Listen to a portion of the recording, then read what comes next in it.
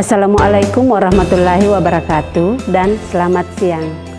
Senang bertemu dengan kalian semua pada pembelajaran pendidikan keterampilan hidup.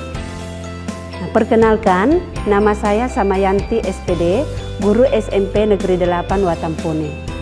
Sekaligus sebagai salah satu Master of Trainer pendidikan keterampilan hidup di Kabupaten Bone, Sulawesi Selatan. Halo, apa kabarnya kalian semua? Sehat kan? Alhamdulillah. Tetap stay di rumah ya, dan tetap menjalankan protokoler kesehatan. Cuci tangan dengan menggunakan sabun, menggunakan masker ketika keluar rumah, dan jaga jarak ketika berada di tempat keramaian. Nah, pada kesempatan ini kita akan membahas materi tentang kesehatan reproduksi. Apakah kesehatan reproduksi itu? Apakah reproduksi itu? Nah, reproduksi berasal dari kata re dan produksi. Re berarti kembali dan produksi berarti menghasilkan. Jadi, reproduksi dapat diartikan sebagai proses untuk menghasilkan kembali keturunan yang seperti dengan induknya. Kesehatan reproduksi adalah kondisi fisik, mental, dan kesejahteraan sosial secara utuh dari keseluruhan sistem reproduksi, baik dari fungsi, proses.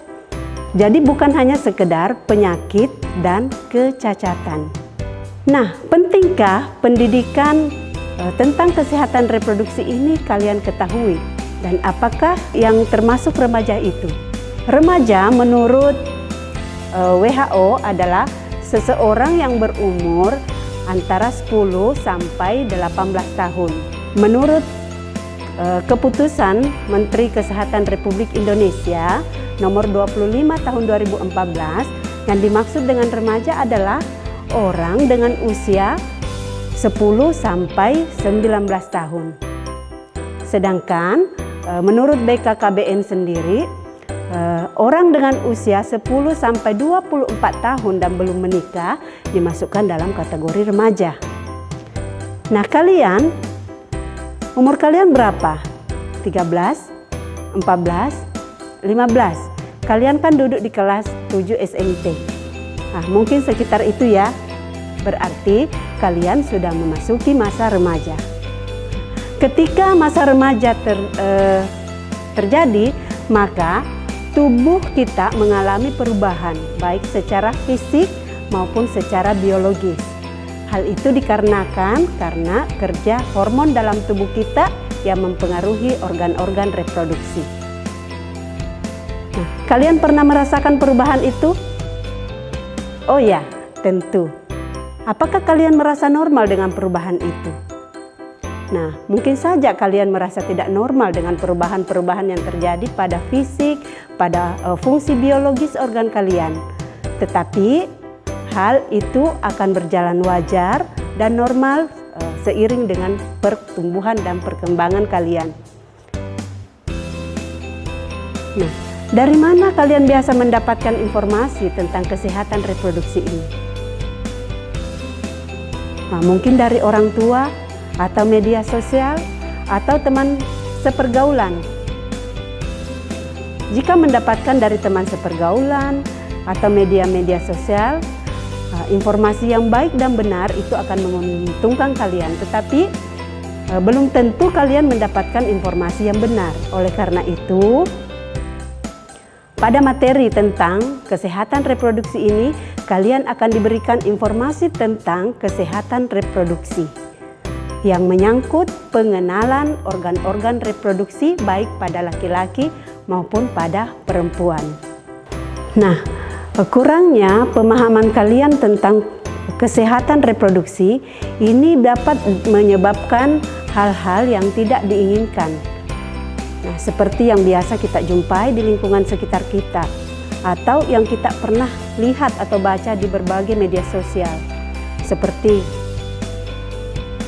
terjangkitnya penyakit menular pada remaja, kemudian terjadi kehamilan yang tidak diinginkan atau tidak direncanakan, bahkan terjadi aborsi yang merenggut nyawa para remaja. Nah, semua itu akan merugikan kalian kan jika terjadi pada kalian.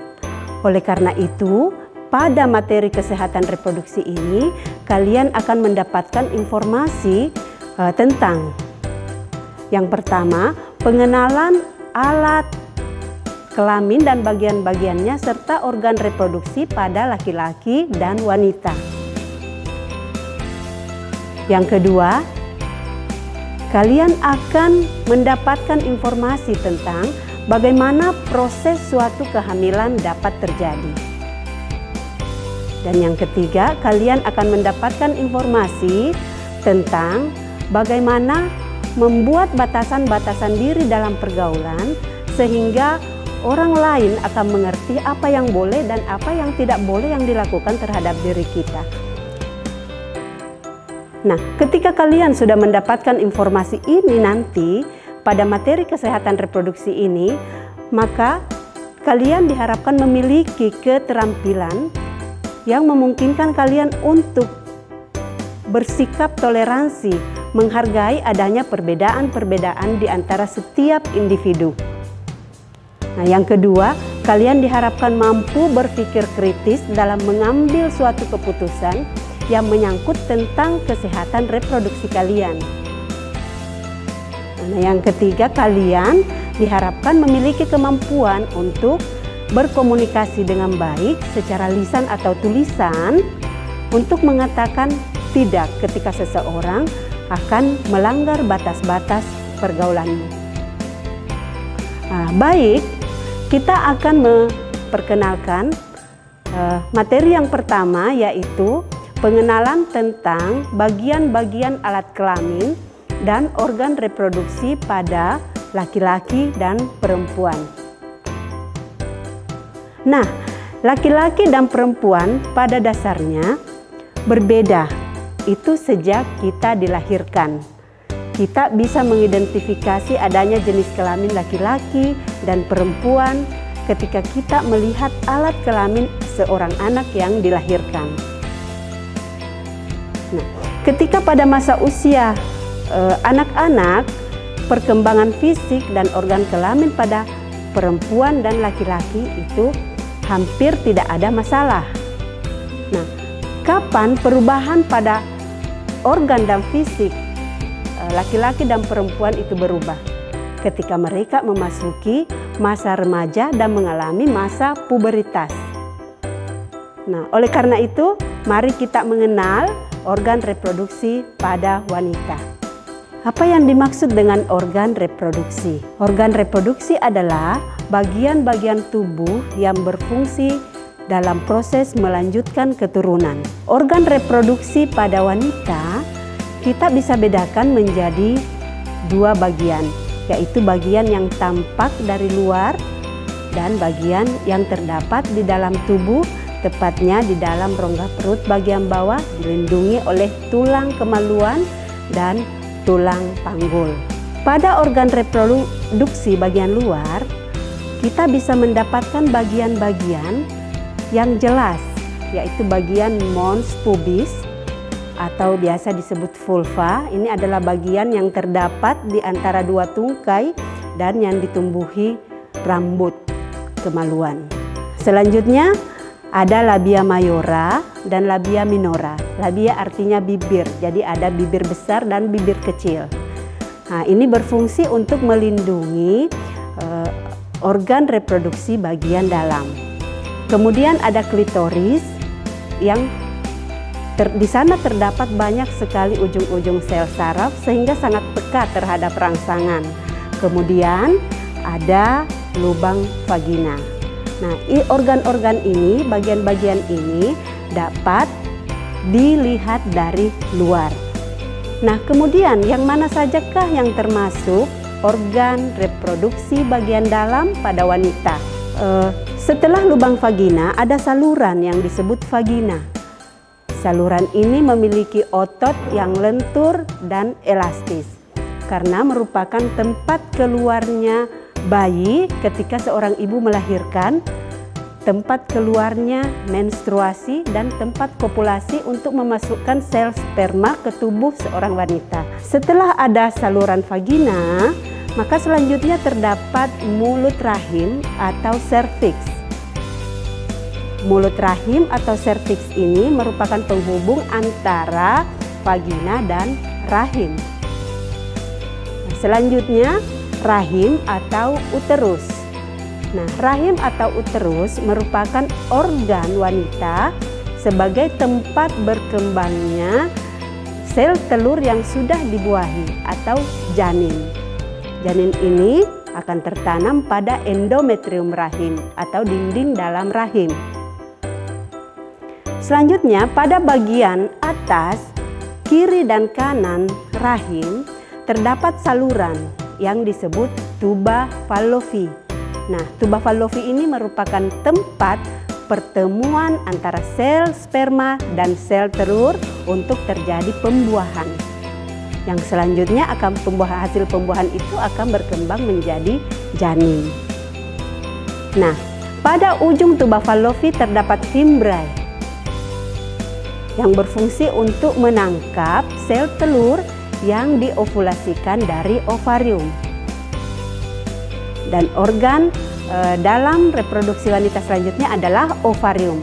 Ovarium ini adalah penghasil sel telur pada wanita, jadi ada dua, kiri dan kanan, dan selain itu berfungsi juga sebagai kelenjar yang menghasilkan hormon reproduksi. Organ-organ reproduksi pada wanita ini mengalami pematangan ketika kalian memasuki masa remaja dan mengalami masa pubertas. Nah, sehingga organ-organ ini menjalankan fungsinya secara alamiah. Seperti ovarium menghasilkan sel telur, dan jika sel telur itu tidak dibuahi maka terjadilah menstruasi atau keluar darah haid. Pengenalan tentang organ reproduksi wanita dengan istilah-istilah yang seperti itu harus kalian ketahui dengan baik dan benar. Terkadang di dalam masyarakat kita menemukan penggunaan istilah yang tidak benar atau dapat mengaburkan makna aslinya. Nah, tentu ini akan merugikan kalian ketika kalian berusia remaja, karena kalian harus mencari informasi tentang organ-organ tersebut ketika kalian membutuhkan. Dan itu susah kan kalian cari ketika namanya berbeda dengan nama yang sebenarnya atau nama medisnya. Organ reproduksi pada laki-laki. Ada yang tahu? Ada yang sudah kenal? Ya, tentu remaja laki-laki harus kenal dong. Oke, betul. Nah, organ ini juga merupakan organ yang bisa tampak dari luar, dan ada juga organ yang berada di dalam tubuh. Nah, organ apa saja yang bisa kita lihat dari luar? Nah, yang dapat diamati dari luar yang disebut skrotum. Skrotum ini adalah pembungkus buah pelir atau testis. Nah, jadi berfungsi untuk melindungi testis. Kemudian penis. Nah, penis ini adalah sebagai alat kopulasi untuk menyalurkan sperma ke tubuh wanita. Itu yang termasuk organ bagian luar. Nah, yang mana lagi organ bagian dalamnya? Organ bagian dalamnya adalah, testis ini merupakan organ penghasil sperma. Di dalam testis terdapat saluran yang keluar dari testis yang disebut vas deferens, kemudian epididymis, dan ujungnya terdapat kantong yang disebut vesica seminalis. Nah, setelah vesica seminalis terdapat saluran yang disebut uretra. Uretra ini bermuara pada ujung penis. Selain itu juga terdapat kelenjar-kelenjar kelamin pria yang lain seperti kelenjar prostat. Nah, kesemuanya itu adalah organ reproduksi laki-laki pada bagian dalam. Nah, sama halnya pada wanita, ketika kalian menginjak masa remaja, remaja laki-laki juga mulai matang organ-organ reproduksinya ini karena pengaruh hormon. Nah, proses pematangan organ reproduksi ini hingga organ reproduksi ini berfungsi itu seiring dengan terjadinya perubahan fisik pada diri laki-laki. Sehingga antara remaja perempuan dan remaja laki-laki sudah nampak jelas perbedaan fisiknya. Nah, kita lihat laki-laki dengan tubuh yang kekar dan perempuan dengan tubuh yang gemulai. Ya, adanya perbedaan antara remaja laki-laki dan remaja perempuan itu jangan membuat kita atau remaja laki-laki kemudian mengejek perempuan yang mengalami pertumbuhan dan perkembangan yang berbeda ketika mereka masih anak-anak. Hargailah mereka, hormatilah mereka sebagai perempuan karena mereka memiliki organ, memiliki bentuk tubuh yang seperti itu disesuaikan sebagai fungsi biologisnya sebagai perempuan, yaitu hamil, melahirkan, dan menyusui. Dan kalian, anak-anakku yang remaja laki-laki, memiliki bentuk tubuh dan ukuran, bentuk, serta letak organ reproduksi yang seperti itu karena fungsi biologis kalian sebagai memberikan sperma atau untuk membuahi sel telur pada laki-laki. Jadi perbedaan-perbedaan ini jangan menjadikan kita mengejek satu sama lain, tapi jadikanlah hal ini suatu karunia yang sehingga kita bisa saling toleransi dan menghargai perbedaan-perbedaan yang ada pada individu tersebut. Nah, bagaimana kalian mengetahui ketika kalian sudah memasuki masa puberitas pada remaja laki-laki maupun pada remaja wanita? Nah, pada remaja wanita, ciri yang mudah ditandai adalah terjadinya menstruasi untuk pertama kalinya. Dan pada laki-laki, yaitu terjadinya mimpi basah. Nah, tentu ketika terjadi menstruasi, kita perlu menjaga kebersihan organ reproduksi kita, terutama pada remaja wanita. Nah, apa yang kita lakukan? Yang kita lakukan yaitu ketika kita cebok atau membasuh kemaluan, usahakan dari depan ke belakang. Kemudian selanjutnya menggunakan pembalut dengan menggantinya setiap 4 jam sekali. Boleh saja menggunakan panty liner, tapi jangan terlalu sering. Dan diganti setiap saat. Selanjutnya, bagaimana merawat organ reproduksi laki-laki supaya tetap sehat? Nah, organ reproduksi pada laki-laki dirawat dengan cara dihitan atau disunat. Hal ini berfungsi untuk menghilangkan tempat bersarangnya bakteri yang bisa saja menyebabkan infeksi pada organ reproduksi wanita ketika melakukan hubungan intim. Nah, selain itu, ketika buang air kecil selalu dibersihkan atau dicuci. Nah, ada kebiasaan di antara anak remaja laki-laki ketika kencing mereka tidak mau mencuci. Nah, itu adalah kebiasaan yang salah. Nah, dengan mencuci berarti kita menghilangkan kotoran dari sisa air kencing dan mencegah berkembangnya bakteri pada organ reproduksi kalian. Setelah kalian memahami tentang organ reproduksi pada laki-laki dan perempuan, nah selanjutnya adalah bagaimana terjadinya suatu kehamilan. Nah, kehamilan dapat terjadi pada wanita yang telah mengalami menstruasi ketika dia melakukan hubungan intim dengan lawan jenisnya. Nah, demikian juga laki-laki yang sudah mengalami mimpi basah. Itu dapat membuahi perempuan dan menyebabkan kehamilan. Apakah sebenarnya kehamilan itu dan resiko-resiko apa yang bisa kalian alami dan bagaimana seharusnya kehamilan yang ideal itu.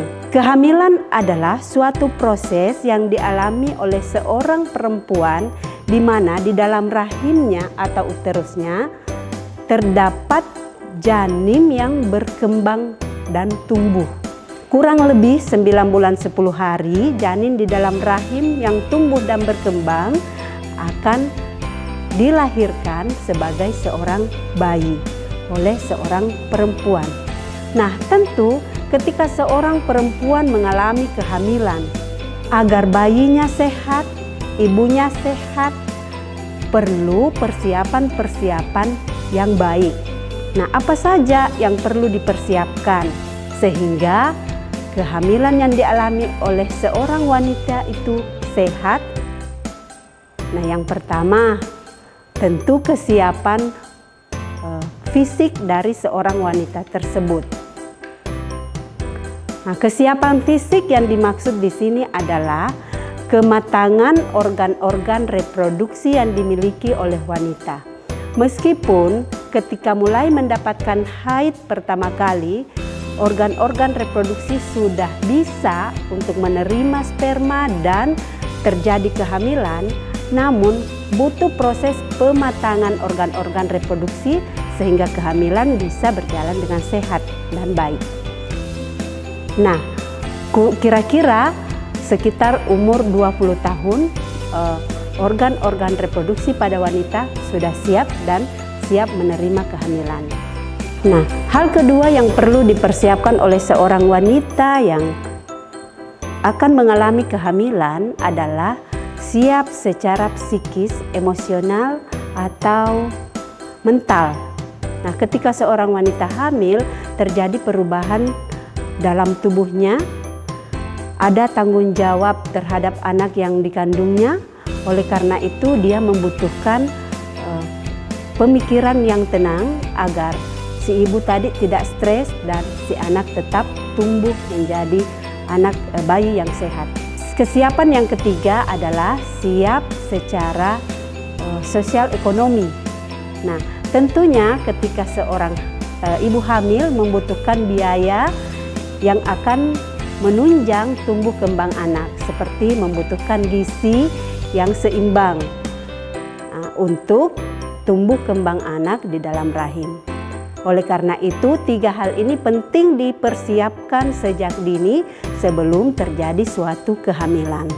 Mungkin karena sekedar coba-coba yang percaya akan adanya mitos bahwa sekali berhubungan tidak menyebabkan kehamilan. Tidak demikian faktanya, meskipun sekali berhubungan intim, jika kalian sudah mengalami menstruasi dan remaja laki-laki sudah mengalami mimpi basah, itu memungkinkan kehamilan pada wanita jika melakukan hubungan intim. Ada lagi yang percaya bahwa ketika lompat-lompat setelah berhubungan juga tidak akan menyebabkan kehamilan. Nah, faktanya ketika sperma masuk ke dalam tubuh seorang wanita itu tidak akan bisa keluar lagi. Nah, jadi janganlah anak-anakku mencoba untuk melakukan hal-hal yang akan merugikan diri kalian sendiri sehingga memungkinkan untuk kalian mengalami kehamilan yang tidak direncanakan. Karena itu sangat beresiko. Nah, apa resikonya kehamilan yang tidak direncanakan itu? Yang pertama, membuat depresi atau stres. Ketika hamil di luar nikah, stres. Mau digugurkan, takut. Mau memberitahukan kepada orang tua, takut dimarahi. Akhirnya mengambil jalan pintas seperti aborsi. Dan itu akan mengancam nyawa remaja sendiri yang seperti bisa menyebabkan kematian. Dijauhi dari keluarga. Keluarga tidak mau mengaku. Sehingga kita sendiri yang bertanggung jawab terhadap apa yang telah dilakukan. Kerugian yang lain seperti timbulnya penyakit dan kematian bayi dalam kandungan.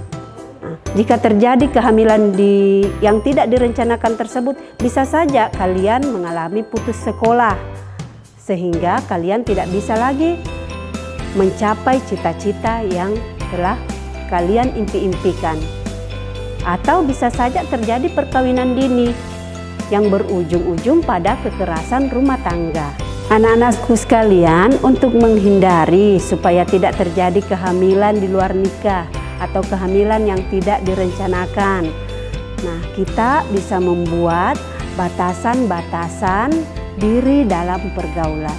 Nah, batasan-batasan diri dibuat untuk orang lain tahu supaya apa yang boleh dan apa yang tidak boleh mereka lakukan terhadap diri kita dalam melaksanakan pergaulan. Selanjutnya, bagaimana supaya teman pergaulan kita tahu ini batasan pergaulan saya? Nah, dengan mengomunikasikannya dengan baik, entah itu secara lisan atau dengan bahasa tubuh. Nah, kalian harus bisa mengatakan tidak ketika seseorang ingin melanggar batasan-batasanmu. Kalian harus mampu mengatakan, mengomunikasikannya dengan bahasa tubuh ketika seseorang ingin mengganggu batasan-batasanmu. Selain mengomunikasikan secara lisan atau mengomunikasikan dengan menggunakan bahasa tubuh, kalian juga bisa menyampaikan kepada orang yang mau melanggar batasan-batasan dirimu dalam pergaulan dengan cara menjauhi orang tersebut.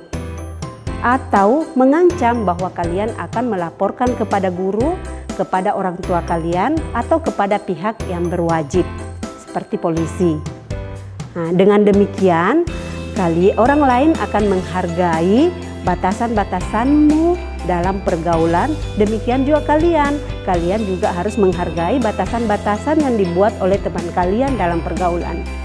Kalian penting untuk mengenali organ-organ reproduksi kalian dan menjaganya. Nah, organ-organ reproduksi merupakan salah satu pembeda antara laki-laki dan perempuan. Di samping pembeda yang lain adalah bentuk fisik, ukuran fisik.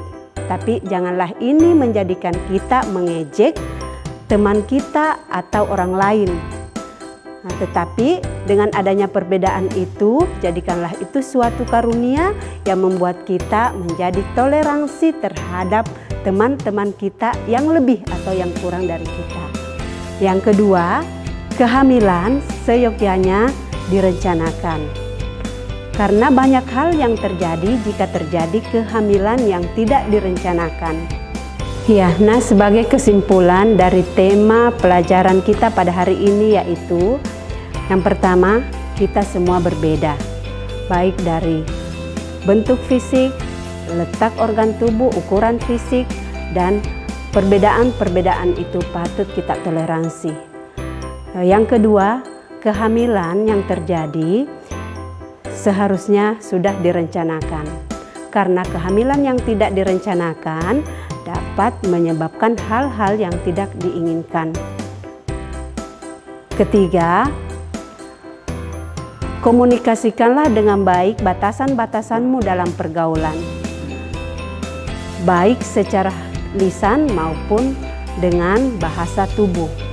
Nah, jadikanlah ilmu yang kalian dapatkan pada materi tentang kesehatan reproduksi ini sebagai dasar untuk kalian dalam bertindak, menghargai teman, menghargai perbedaan-perbedaan di antara kita karena setiap individu itu berbeda.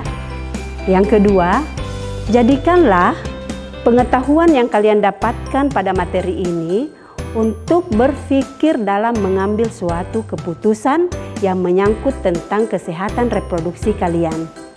Dan yang ketiga, berlatihlah untuk berkomunikasi dengan baik, baik secara lisan maupun dengan menggunakan bahasa tubuh, atau berkomunikasi dengan pihak yang berwenang ketika seseorang mencoba untuk melanggar batasan-batasanmu dalam pergaulan.